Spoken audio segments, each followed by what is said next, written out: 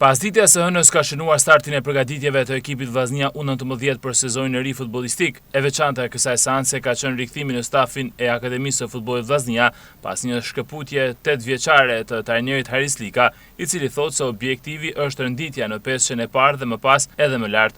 Shumë i kënaqur, jam shumë mirë që jam përsëdyti pjesë e ekipit Vllaznia, Akademisë Vllaznia. Sigurisht që Vllaznia është një mundësi. Unë e vlerësoj shumë që u ripërsërit kjo mundësi. Herën e parë kam bërë një punë sigurisht shumë të mirë.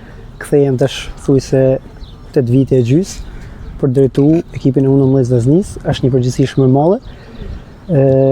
Kam marrë angazhim që të bëj më së mirën time, bashkë me kolegët e mi, në mënyrë që ta shkojmë këtë ekip aty ku e meriton realisht. Për Likën prioritet është përgatitja dhe furnizimi i elementit cilësor për ekipin e parë, aq më tepër tashmë ku rregulloria e FSHF-s dikton aktivizimin me detyrim të një 17 vjeçari në ekipin e të rriturve. Po diskutim, si çdo klub, është më shumë klubi Vllaznia që është një klub jashtëzakonisht shumë serioz, më i mirë në Shqipëri.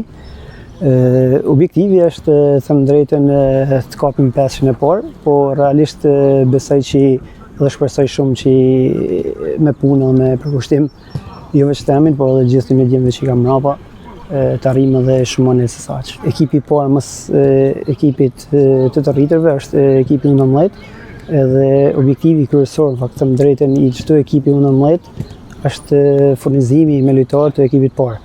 Këtë vit kena disa element cilësor që do të furnizojmë ekipin e parë. Ata janë në fokusin e klubit. Besoj klubi ka filluar ka lëviz, me sa diun ka bollë kontrata me disa nga akadem. Të marr parasysh edhe ligjin që ka nxjerr federata për aktivizimin e një 17 vjeçari në 45 minutat e para. Besoj që për këtë djem do të jetë një mundësi e mirë për me dash me vesh fanelin e ekipit parë me plotësuar ëndrrën e tyre.